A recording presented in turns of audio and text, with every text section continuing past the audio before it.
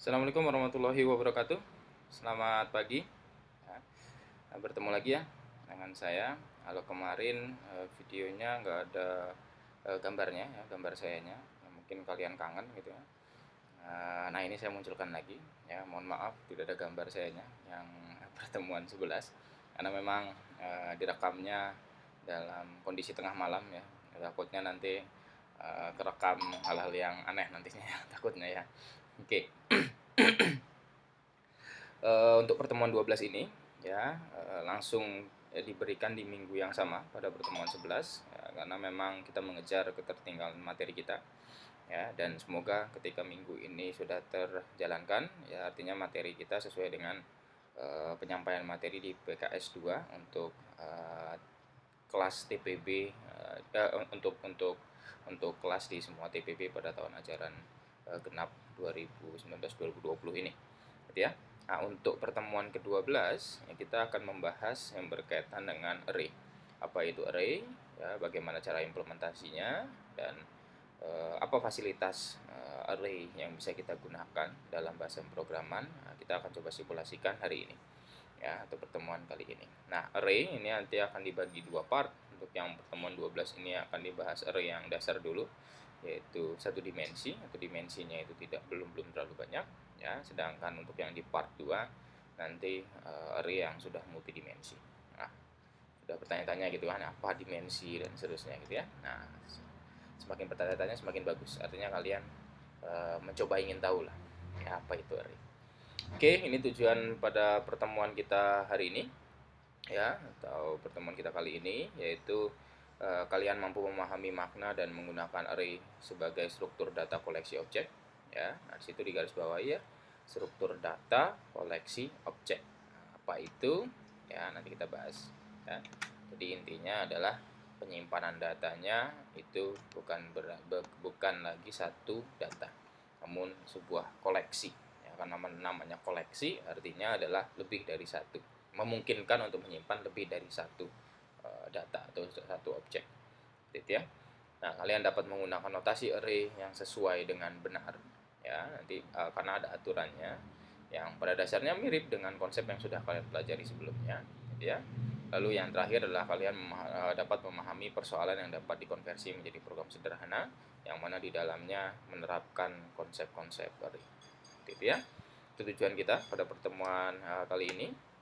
Nah, kita mulai masuk ke kenapa kok kita butuh menggunakan array ya. Alasannya seperti ini. Jadi misalkan kita diminta untuk membuat sebuah program ya, yang menerima 3 buah nama ya, inputan dari user ya, biasalah ya, pakai cin gitu kan ya, lalu kita masukkan ke dalam sebuah variabel kan, seperti itu teknisnya ya.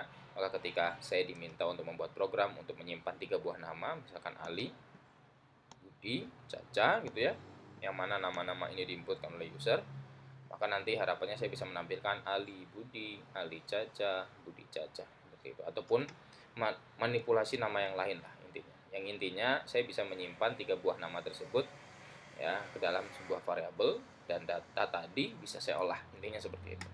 Bagaimana caranya? Kan kita otomatis perlu mendefinisikan 3 buah variabel string tujuannya untuk menyimpan nama, lalu kita cekin satu-satu itu kan ya. Ya, itu cara sederhananya ya. Nah, lalu bagaimana kalau kita diminta untuk menyimpan 10 buah nama nih sekarang ya? Apakah masih memungkinkan dengan cara yang biasanya kita gunakan? Ya, masih ya, pada dasarnya masih. Kita buat saja ya 10 variabel gitu kan ya, dengan nama yang berbeda-beda ya. Misalkan situ ada nama 1, nama 2, nama 3, nama 4 dan seterusnya sampai dengan nama 10. Semua tipe data tersebut semua variabel tersebut itu memiliki tipe data string. Nah, terus kita cekin satu-satu. Wah, CI-nya satu-satu sulit pak, CI-nya pakai looping. Nah, mikir dulu, tapi gimana caranya saya menempatkan nama 1, nama 2, nama 3, nama 4, nama 5 dan seterusnya. Padahal di situ adalah nama variabel seperti itu ya. Nah, selanjutnya adalah bagaimana ketika kita diminta untuk menyimpan 100 nama ya. Nah, ketika kita diminta untuk menyimpan 100 nama, kita butuh 100 variabel seperti itu kan ya. Terus bagaimana kalau ingin menyimpan 1000 nama ya, 10.000 nama, 1 juta nama? Apakah kita butuh menuliskan sebanyak itu variabelnya ya? Padahal sebenarnya tipe datanya sama, keperluannya sama untuk penyimpanan datanya gitu kan ya. Nah, apakah ada cara yang lebih efisien nih dalam kita mendefinisikan variabel? Nah, disitulah dikenal dengan istilah array ya. Nah, array itu juga bisa dikenal dengan istilah array, tabel, vektor ataupun larik kalau bahasa Indonesianya ya. Kalau yang familiarnya memang dikenal dengan array ya. Jadi array itu apa sih? Array itu pada dasarnya adalah sebuah variabel ya. Kalau sebelumnya ya kita menggunakan misalkan integer, waduh saya nggak pakai trackpad, susah. Integer usia misalkan gitu ya, saya pelan-pelan. Usia titik com ya, misalkan dideklarasikan ya di dalam program kita integer usia. Itu kan penggambarannya saja ya, ada satu buah kotak ya, yang sering saya gunakan biasanya sebuah kotak ini dinamakan usia ya, nggak aja lah kayak gitu ya. Nah, ini satu kotak namanya usia. Nah, ketika ada usia sama dengan 10, maka di sini diinputkan 10 ya. Terus usia sama dengan usia plus 5, maka di sini jadinya 5, 15 dan seterusnya. Ya. Nah, penggambarannya adalah ada satu buah kotak memori yang menyimpan sebuah data. Yang mana satu kotak itu dinamakan dengan usia. Nah, ketika kita mendefinisikan sebuah array, maka kita akan bisa mendapatkan lebih dari satu kotak data ya.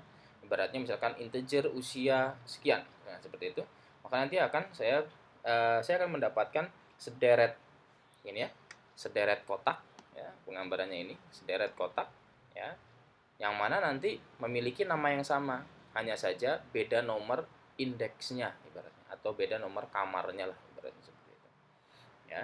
Jadi array itu pada dasarnya adalah sebuah variabel ya. Tipe array adalah tipe yang mengacu kepada sebuah atau sekumpulan elemen melalui indeks ya, ini pendefinisiannya ya. Intinya adalah indeks itu apa? Indeks itu nomor kamar lah ibaratnya. Kalau kalian kos-kosan seperti itu kan banyak kamar gitu kan ya, kamarnya tipenya sama ya, tinggal isinya aja yang berbeda-beda gitu kan, ada orang rapi, orangnya jorok, orangnya apa dan seterusnya gitu kan ya. Ya, nah nomornya berbeda-beda ya seperti itu ya. Merepresentasikan array juga merepresentasikan sekumpulan informasi yang bertipe sama. Nah, ini yang perlu digarisbawahi, bertipe sama ya, dan disimpan dengan urutan yang sesuai dengan definisi indeksnya ya. Tipenya harus sama, syaratnya itu tipenya harus sama, karena kita contohkan tadi adalah keperluan variabelnya sama dan tipe datanya sama ya, maka kita bisa menerapkan konsep array di dalamnya ya. Nah, hanya saja perlu diingat di sini ya, penyimpanan datanya itu harus mengikuti urutan yang sesuai dengan definisi indeksnya ya. Oke, ini adalah array ya itu. Lalu setiap kotak ini adalah elemen array ya, di mana setiap elemen-elemen yang ada ini ya tipenya adalah homogen ya, ataupun tipenya adalah sama. Ya, baik data yang di sini, data yang di sini, sini itu memiliki tipe yang sama. Ketika dia dideklarasikan dengan integer, maka ya isinya bilangan bulat semua. Seperti itu. Ya. Dan pengacuannya ataupun kita mengaksesnya itu adalah harus menggunakan index array tambahan. Kalau sebelumnya kita hanya menggunakan misalkan integer usia sama dengan 10, nah itu bisa kan langsung ya. Nah nanti ketika kita pakai array tidak bisa hanya menyebutkan nama variabel saja, tapi kita perlu menyebutkan nomor kamar yang mana nih yang mau kita coba ubah atau yang mau kita coba akses datanya, seperti itu ya. Konsep sekali gitu kan ya, nanti akan kita masuk ke yang lebih teknis. Oke, array dalam C ataupun dalam C++ ya, mirip karena mirip cara pendeklarasiannya ya, namun kita nanti akan lebih mengimplementasikannya ke C++ ya. Variabel itu dapat dideklarasikan bertipe array ya dari suatu tipe data tertentu ya. Ini misalkan ada sebuah variabel misalkan usia tadi ya. Nah, usia itu bisa bertipe array ya dengan tipe data tertentu, bisa ya. Dan nanti ada contohnya itu ya. Nah, lanjut lagi ke poin keduanya, setiap elemen array diakses dengan alamat berupa indeks yang bertipe integer. Itu nomor kamarnya ibaratnya. Ya, tadi kotak-kotak itu kan ada sekat-sekatnya. Ya, nah kita ingin mengakses yang nomor berapa tuh? Ya, harus eksplisit, harus jelas. Ya, ketika kita ingin mengakses nomor 5, artinya ya 5, kotak nomor 5 ya yang akan kita akses, apakah kita ubah nilainya ataukah kita ambil nilainya. Seperti itu. Cara pendeklarasiannya gimana? Yang pertama adalah mirip dengan variabel pendeklarasiannya. tipe data, lalu nama variabelnya atau nama tabelnya atau nama array-nya. Ya. Jadi kalau sebelumnya kan integer usia. Nah, perbedaannya di mana? Perbedaannya ada di sini. Kita harus mendefinisikan berapa ukuran kotak-kotak tabelnya itu yang kita inginkan untuk pemrosesan di program kita. Ya. Contoh, misalkan seperti ini. Integer tab integer, ya. Ini nama variabel. Oke, nama variabel array tentunya. Ini tipe datanya integer dan ini ukurannya. Nah, artikan apa? Artinya saya memiliki satu buah kolom gitu ya, panjang. Oke. Dengan nama tab integer gitu ya. Pelan-pelan nulisnya. Tab. Jadi lucu ya misalnya. Tab integer ya, yang mana ini memiliki 10 kotak ya, memiliki 10 kotak. Oke, ini 5.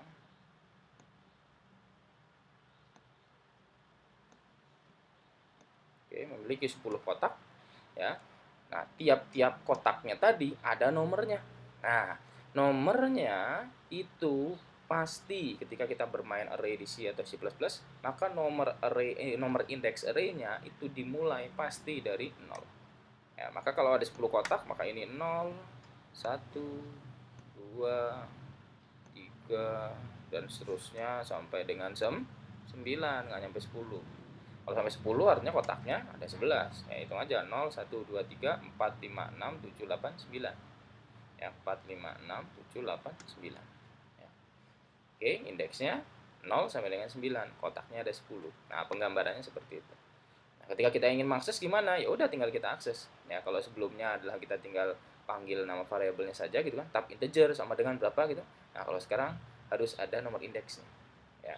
Bagaimana cara menggunakan cara mengakses nomor indeksnya? Ini perbedaannya hanya dengan adanya siku ini. Kurung siku itu yang diapit kurung siku.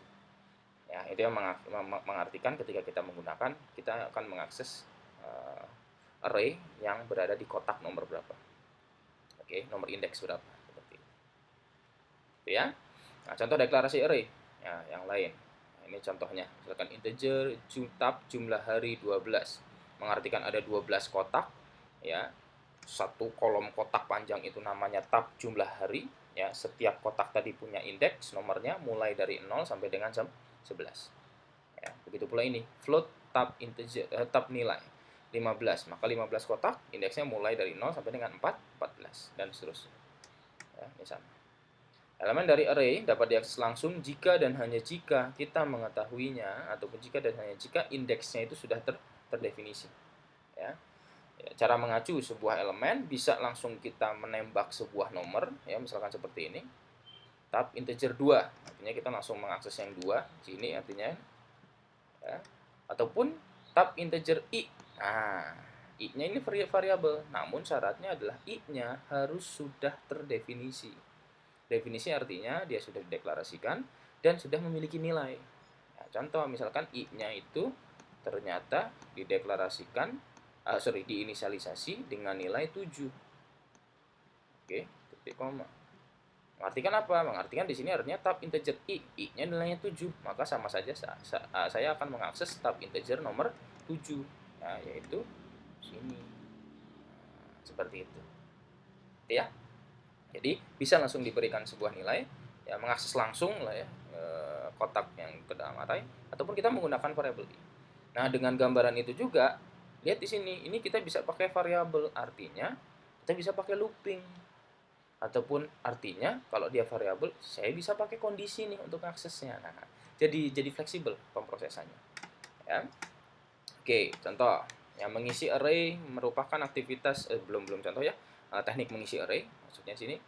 Oke, untuk mengisi array ya, mengisi array merupakan aktivitas memberi nilai ya, memberi nilai ke elemen array. Ingat ya, ke elemen array. Ya, elemen array artinya satu kotak ya dari sekian banyak kotak yang kita definisikan. Ya, misalkan di situ memberi nilai satu elemen, contoh tab integer 0 ya, sama dengan 31. Ya, kalau di situ tab integer 0 sama dengan 31 yang ini ya, Maka ini hasil eksekusi ini menggambarkan bagaimana nantinya tab integer 0 sama dengan 31. Artinya di sini kita isi 31. Yang sini masih kosong. Nah, seperti itu. Ya. Pemberian nilai beberapa elemen. Nah, kita bisa memprosesnya dengan menggunakan looping. Ya. Karena ini kita bisa memasukkan yang di dalam kotak ini dalam sebuah variabel, yang terpenting variabel ini terdefinisi, ya sudah, kita definisikan. Ya, looping i dari 0 sampai dengan 9. Ya. Maka kita akses satu persatu loopingnya, kan udah jauh lebih mudah. Jadi, nggak perlu kita definisikan tab integer 0 sama dengan berapa, tab integer 1 sama dengan berapa, tab integer 2 sama dengan berapa. Seperti halnya contoh permasalahan yang isi nama tadi. Kan kalau ketika kita pakai nama 1, nama 2, nama 3, nama 4, nama 5, nama 6 sampai dengan nama 100, kan kita harus definisikan satu-satu tuh, kita tulis satu-satu. Nah, kalau ini kita bisa pakai looping.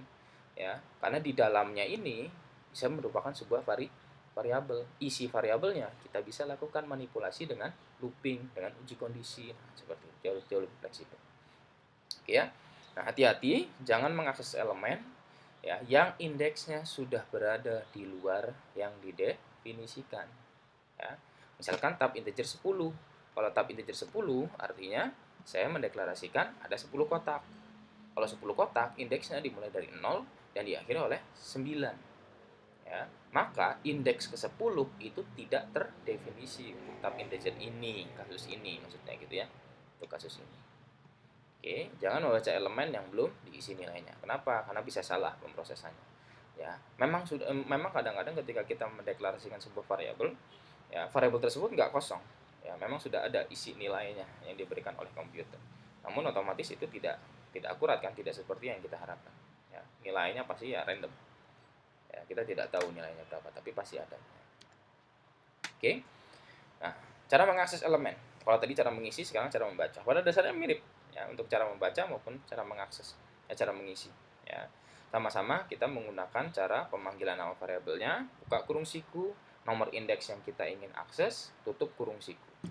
Ya, hanya saja ketika kita membaca, dia menjadi sebuah nilai yang akan kita proses atau nilai yang akan kita tampilkan. Contoh, saya mendeklarasikan sebuah variabel integer tab integer 10.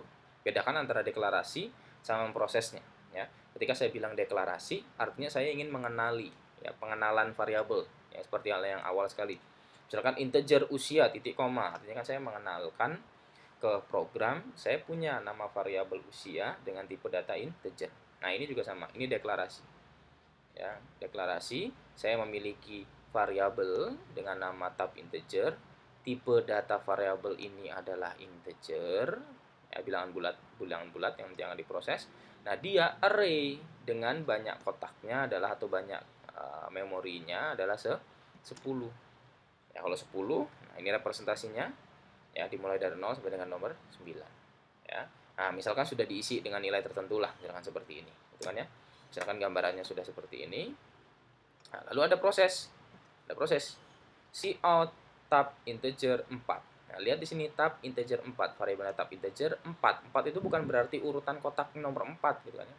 Tapi indeksnya nomor 4. Ini indeksnya 0 1 2 3 4. Kalau seperti ini, 4 ini yang nanti akan terakses. Kotak ini yang akan terakses sehingga ketika di cout maka dia akan menampilkan nilai 100. Nah, begitu pula proses berikutnya. Integer x sama dengan tab integer 0, indeks 0 ini ya, ditambah tab integer 5. Ya, 1 tambah 2 sama dengan 3. Tab integer 9 sama dengan 8. Tab integer 9 sama dengan 8. Artinya nilai 8 ini, nilai 9 ini akan saya ganti ya menjadi 8. Nah, seperti itu. Gitu ya. Udah kan? Nah, ketika kita akses tab integer 10, nah ini nggak bisa. Kenapa? Karena dia sudah di luar dari range-nya ataupun tidak terdefinisi. Udah kan ya? Udah ya. Sekarang kita coba masuk ke simulasi nanti ya. Kalau kita masuk ke simulasi. Ya, elemen array, saya benarkan duduk saya dulu. Elemen array yang telah diberikan nilai dapat diakses kembali. Ya, contoh elemen array yang telah diberi nilai dapat diakses kembali. Contoh, yang berikut menampilkan semua isi array ke layar, ya. Nah, contohnya seperti ini. Misalkan kita diminta untuk membaca program dulu ya. Nanti kita akan coba buat program sendiri. Oke, misalkan di sini ada apa ini? ada pendeklarasikan sebuah variabel array tapi integer sama dengan tipe datanya ada integer, jumlah kotaknya adalah 10 gitu kan ya. Lalu ada juga di sini integer i, variabel i biasa. Yang apa ini? Nah, mengisi array ya. Kalau ingin digambarkan ya, artinya saya punya kotak gitu ya, namanya tab integer gitu ya. Capek nulis, jelek tulisannya. Gitu ya. Oke. Tuh. Oke, tapi ini 10 kan ya? Ya, 0 1 2 3 4 5 6 7 8 9. Ya. 0 1 2 3 4 5 6 7 8 9. Lihat di sini looping. Ketika i sama dengan 0 ya. Looping i dimulai dari 0 ya, selama i-nya itu kurang dari 10 ya akan terus melakukan looping i plus plus ya, setiap iterasi artinya i-nya ditambah 1, i-nya tambah 1, i-nya tambah 1 dan seterusnya ya. Ketika i-nya 0, apa yang dilakukan ketika i-nya 0? Maka tab integer index ke 0 akan diisi 0 kali 10. Ketika i-nya 0 akan mengisi tab integer index 0 dengan nilai 0 kali 10 yaitu 0. Itu kan? Anti looping, sekarang i-nya sekarang 1. Ketika i-nya 1, dia akan mengisi tab integer 1 yang sama dengan 1 kali 10, mengartikan 10. Itu kan? Naik looping lagi. I sama dengan 2. Tab integer 2, kita akan mengisi kotak yang kedua dengan nilai 2 kali 10, 20. Dan seterusnya. Seterusnya. Di sini artinya 90. Kenapa 9? Di sini masuk i yang 9 pasti. Ketika i-nya 9 mengisi tab integer index ke 9 dengan nilai 9 kali 10, 90. Looping lagi ke atas, i-nya tambah 1 jadi i 10. Apakah masih looping lagi? Lihat di sini, kurang dari 10. Apakah 10 kurang dari 10? Tidak. Maka tidak akan memproses lagi. Ya, lalu membacanya gimana? Sama loopingnya kayak tadi bisa ya, hanya cout nih. Cout tab integer i and line. Diisi outnya satu-satu 0, 10, 20, 30, 40 sampai dengan 90, tapi tulisnya ke bawah atau vertikal. Gitu ya. Nah, itu simulasinya ya. Lalu apa ini? Latihan 1, mengisi array ya. Buatlah sebuah program yang meminta input 5 nama mahasiswa yang kemudian menampilkan kelima nama tersebut dalam satu baris dengan spasi. Ada contohnya? Oh, ada. Tapi lagi-lagi kalau saya tidak suka hanya membaca, kita langsung simulasi ya. Oke, yuk kita coba membuat tadi ya. Kita diminta untuk membuat program menerima inputan dari user 5 nama seseorang ya tanpa spasi ya, seperti itu. Kalau pakai spasi kita nanti harus memprosesnya dengan cara tertentu, lalu menampilkan nama-nama tadi ke dalam satu baris dengan diselingi spasi, gitu kan ya. Maka nanti saya butuh pasti string ya, namanya nama string ya, string nama 5 artinya ada 5 kotak, gitu kan ya. Terus saya nanti butuh integer sepertinya karena memang integer i, karena looping nantinya, karena saya nggak mungkin satu-satu ya. Terus di sini for i mulai dari 0, i kurang dari 5. Kenapa kurang dari 5? Karena saya hanya ingin pengaksesan loopingnya itu 0, 1, 2, 3, 4. Hanya ingin mengakses 0, 1, 2, 3, 4 saja nih. Ya, kalau 0, 1, 2, 3, 4 loopingnya dari berapa aja? Mulai dari 0, 1, 2, 3, 4. Artinya kurang dari 5 kan? Nah, seperti itu. Makanya itu i kurang dari 5. Pak, boleh nggak Pak i kurang dari sama dengan 4? Boleh. Sama saja kan? Ya. Ketika i sama dengan 0 masih diterima, ketika i sama dengan 1, ketika i sama dengan 2, ketika i sama dengan 3, dan ketika i sama dengan 4 masih masuk kondisi ini. Ketika i sama dengan 4, apakah nilai 4 itu kurang dari atau sama dengan 4? Masih memenuhi. Tapi ketika i sama dengan 5, ya, masuk tidak dengan kondisi ini. Nah, tidak, maka itu dia tidak masuk lagi looping. Jadi looping itu sesuai dengan yang kita definisikan, ya. Oke, kita cout misalkan, ya, nama ke ada ini, nama ke apa? I plus 1 sama dengan Bisa seperti itu. Kenapa harus I plus 1? Karena kalau I saja nanti mulai nama ke 0. Nah, kan nggak enak juga, kok nama ke 0? Itu kan inputannya. Ya, makanya inputannya nama ke 1, nama ke 2, nama ke 3, nama ke 4, nama ke 5, nama ke 6 gitu kan ya. Nah, ini bedakan antara perhitungan manusia dengan perhitungannya si array-nya. Kalau perhitungan manusia umumnya kan kita mulai dari 1, 2, 3, 4 kan. Nah, kalau di sini dimulainya dari 0, 0, 1, 2, 3, 4. Gitu ya. Nah, ini kita masukkan, kita chain, ya mirip dengan penggunaan variabel biasa saja. Chain-nya juga chain variabel, ya nama seperti itu. Namun bedanya kita tambahin indeks keberapa nih yang mau kita akses, ya, nama indeks ke I. Ya, dengan ini maka pengaksesannya dinamis, ya bergerak sesuai dengan loopingnya. Nah, seperti itu. Oke ya. Nah, ini harapannya nanti akan dia mengisi satu persatu kotaknya. Terus terakhir kita tinggal buat looping lagi, gitu kan ya. Ya, untuk menampilkan namanya tadi, ya cout nama I. Nah, hanya saja ada pemisah spasi. Itu. Oke. Sudah seperti ini. Seperti ini saja seperti ini. Dulu coba di running ya. Begitu di running error. Oke, ya. Nah, misalkan Budi, Tuti, Ani, Tono, dan Budi. Ya, apa yang terjadi? Nah, Budi spasi Tuti spasi Ani spasi Toto spasi Budi. Ya, nah, seperti itu. Beres kan? Selesai? Simpel kan? Ya, simpel, mudah. Ya. Ya, kalau caranya beda-beda sedikit ya mohon maaf ya. Nah, ini dia loopingnya dimulai dari 1. Ya, terus I-nya kurang lebih sama dengan 5. Ya, ibaratnya I-nya mulai dari 1. Tapi pengaksesannya lihat di sini. I min 1. Cara yang berbeda. Namun hasilnya benar sama. Nah, maka itu ketika kalian membuat program terus satu kelas sama semua caranya, saya yang nantinya suzon. Ini kok bisa satu sama? Padahal ini dengan sederhana ini saja itu punya banyak cara. Ya, punya banyak cara dalam penulisan program. Tinggal kreasi kalian masing-masing. Ya, lihat di bawah nih, antara ini dengan ini aja beda. Antara mengisinya dia mulai dari 1 kurang dari sama dengan 5, gitu kan ya. Dengan menampilkannya mulai dari 0 tapi I kurang dari 5. Intinya adalah array di sini hanya bisa diakses mulai dari 0, 1, 2, 3, 4 karena memang namanya 5 kotak. Seperti itu. Yang terpenting itu saja kuncinya. Ya. Nah, lalu program berikutnya. Buatlah sebuah program yang meminta input 5 nama mahasiswa, kemudian menampilkan nama mahasiswa sesuai dengan nomor urut yang diinputkan user. Ya, oke. Kita buat, kita tambahkan. Ya, ini kan sudah ya. Maka di sininya tidak perlu looping. Perlunya adalah nama ya.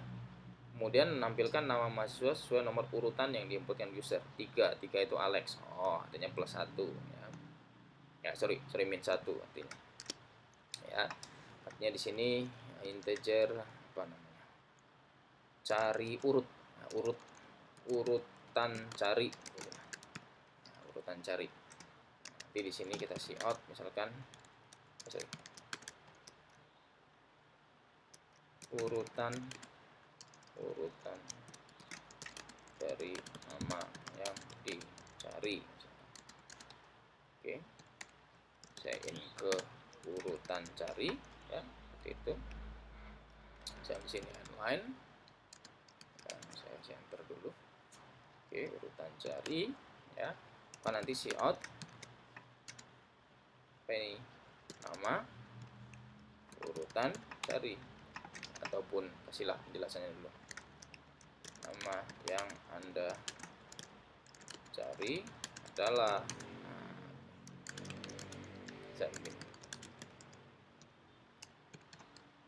bisa seperti ini ya. Urutan. Jadi urutannya nama 1, 2, 3, 4, 5 ya. Padahal kita mulai dari 0, artinya urutan min 1. Nah, gitu. Kenapa kok min 1? Ya karena urutan manusianya dengan urutan mesinnya itu selisih 1. Lebih kecil mana? Lebih kecil sih urutan mesin.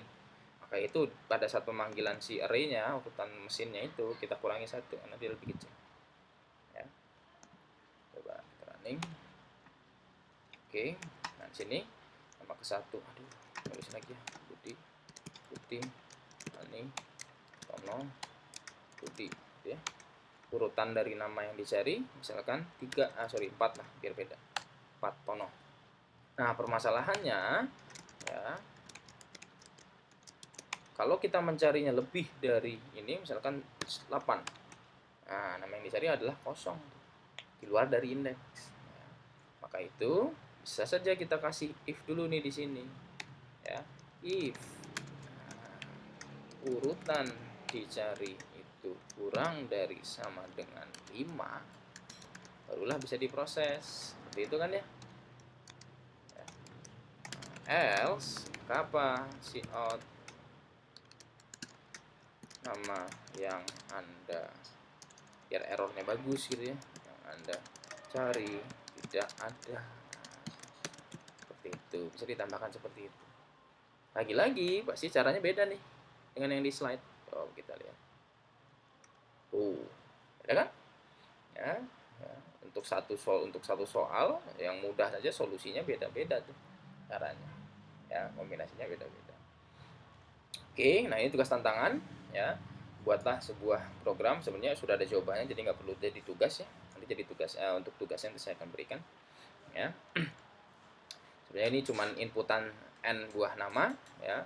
Lalu kita diminta untuk mengkombinasikan dari nama-nama tadi ya. Misalkan 3 buah nama, maka kita akan mengkombinasikan nama 1 ke nama 2, nama 1 ke nama 3, lalu nama 2 ke nama 3, dan seterusnya. Kalau 4 artinya nama 1 ke nama 2, nama 1 ke nama 3, nama 1 ke nama 4, nama 2 ke nama 3, nama 2 ke nama 4, dan yang terakhir nama 3 ke nama 4. Nah, seperti itu ya. Nah, caranya seperti ini ya. Ini inputannya masih sama ya, inputannya masih sama. Oke, masih sama di sini ya, namun yang di sininya. Nah, ingat di situ looping dalam looping. Kenapa kok perlu looping dalam looping? Karena setiap pengaksesan satu, ya misalkan saya lagi ingin menggabungkan si data yang pertama nih. Nah, data pertama ini mau saya gabungkan dengan data-data mana saja ya. Ketika saya punya 5 data, maka data pertama akan saya gabungkan dengan 2, 3, 4, sama 5. Nah, maka itu ada 4 kali looping untuk data pertama. Data kedua saya akan gabungannya dengan siapa? Dengan 3, 4, 5 saja nih. Ya kan, data kedua saya gabungnya 3, 4, 5 saja, maka 3 kali looping untuk data si kedua. Nah, data ketiga gimana? Data ketiga hanya menggunakan data 4 sama data 5 saja. Nah, makanya setiap looping ada looping. Nah, coba pelajari lagi tentang kombinasi looping dan looping yang pernah kita bahas di pertemuan 11. Oke ya. Nah, implementasinya seperti ini ya. Kalau ingin disimulasikan, oke. Di sini dia menanyakan dulu kan ya, berapa n-nya. Jadi akan saya cout dulu. Oke, berapa jumlah data yang ingin diproses ya. Oke, nanti masuk ke n gitu ya. Makanya ini nanti di sini integernya adalah n seperti itu. Nah, artinya loopingnya apa? 0 sampai dengan n. Nah, gitu, nggak bisa kita eksplisitkan dengan angka ya, karena biarkan dia looping ya. Lalu kombinasi urutannya itu kan ya, cout,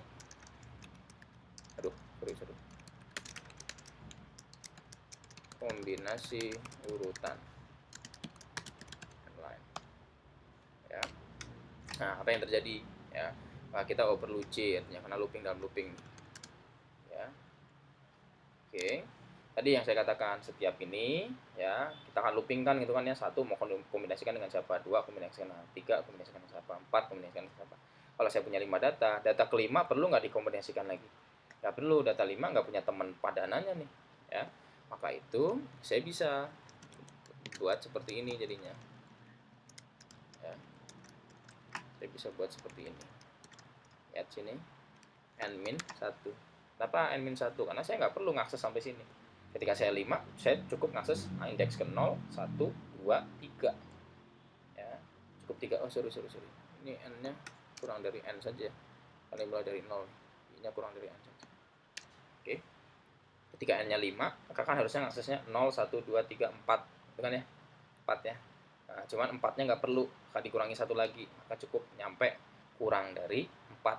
0, 1, 2, 3 berhenti di sini ya, untuk kombinasinya ya. Lalu di dalamnya ada looping lagi.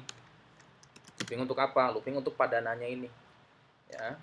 Padanannya ini misalkan saya pakai J Nah, padanannya J-nya itu kemana? Kalau saya dari 1, maka saya nggak perlu looping dari sampai 2 nih. Sorry, saya nggak perlu lagi looping dari 1 lagi. Ya, kalau saya lagi 1 nih, data yang pertama, maka saya butuhnya mengkombinasikan dengan 2, dengan 3, dengan 4, ya, ataupun dengan 5. Nggak perlu mempertimbangkan 1 dengan 1 lagi. Ya, begitu pula 2. 2 nggak perlu dipertimbangkan dengan 1, atau 2 nggak perlu dipertimbangkan dengan 2. Tapi 2 nanti akan dipadankan dengan data 3, data 4, sama data 5.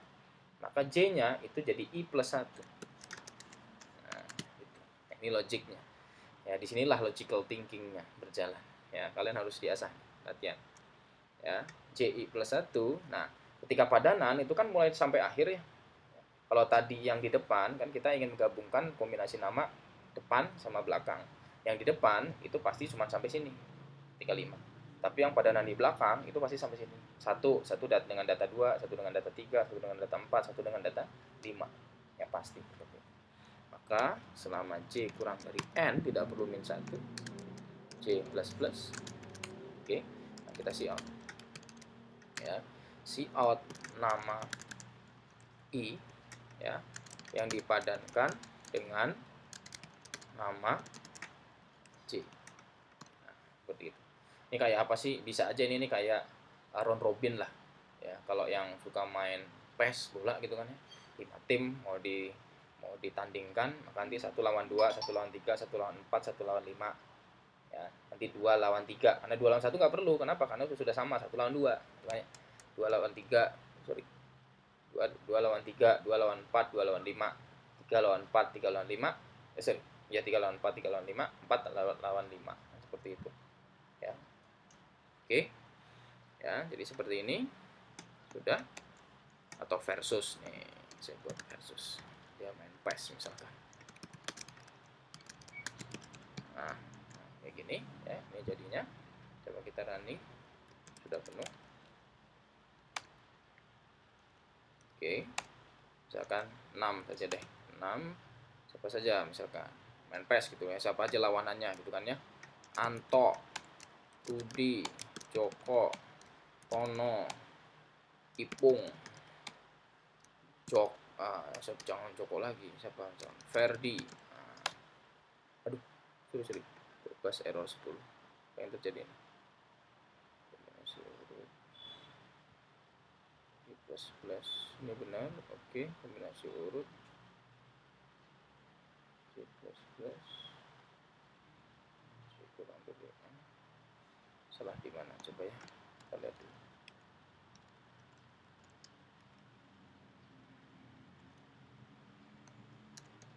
Salah di sini.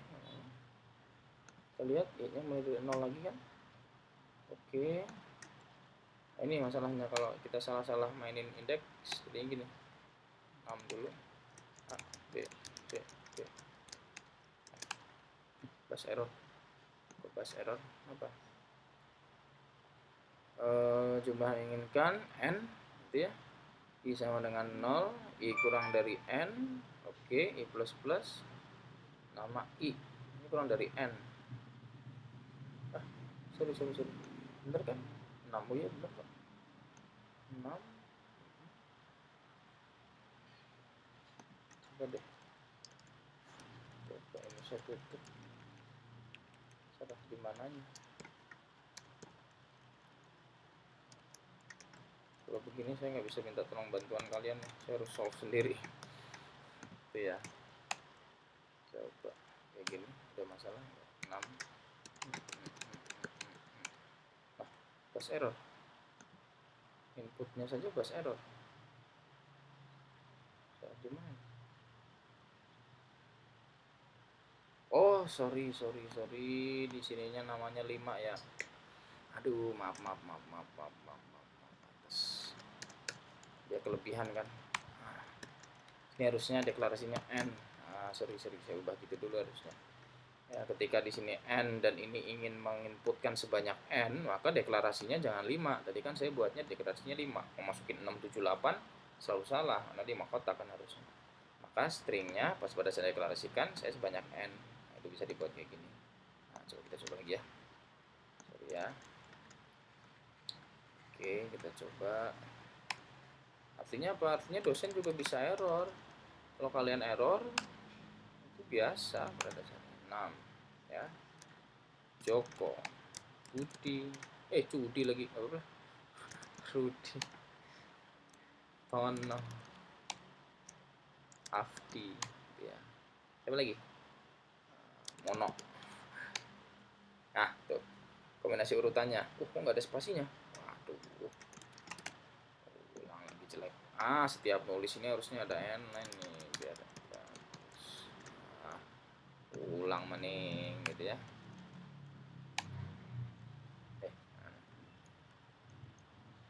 Oke. 6 kan ya. Siapa ya? Rudi, Joko, Tono, apa lagi? Budi, Anto, lagi Ferdi. Rudi lawan Joko, Rudi lawan Tono, Rudi lawan Budi, Rudi lawan Anto, Rudi lawan Ferdi. Joko lawan Tono, Joko lawan Budi, Joko lawan Anto, dan seterusnya. Ya, seperti itu kan kombinasinya. Ya, mudah ya. Ya, tapi errornya seperti berapa kali gitu kan ya. Nggak apa-apa. Ya, buat program kalau nggak error kurang mantap rasanya. Gitu ya. Oke. Ya, slide-nya udah berakhir ya. Maka berakhir pula perkuliahan kita pada hari ini. Hanya saja saya ingin kalian mengerjakan tugas dari saya ya.